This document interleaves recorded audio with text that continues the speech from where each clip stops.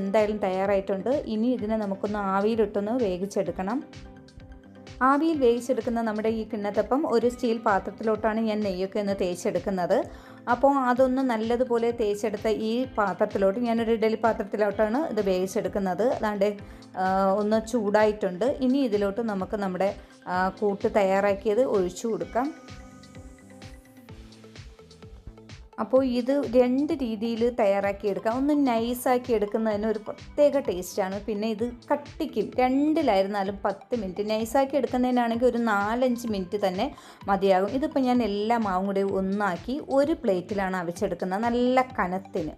അപ്പോൾ കനത്തിന് അവിച്ചെടുക്കാൻ വേണ്ടി ഞാൻ മൊത്തം ഇതിലോട്ട് ഒഴിച്ചിട്ടുണ്ട്. ഇതുപോലൊരു അടപ്പ് ഇതിൻ്റെ മുകളിലോട്ട് വെച്ച് കൊടുക്കുക. ഇതിൻ്റെ ആവിയിലെ വെള്ളമൊക്കെ നമ്മുടെ കിണ്ണത്തപ്പത്തിലോട്ട് വീഴുമ്പോൾ ചെറിയ കുത്തൊക്കെ വരും.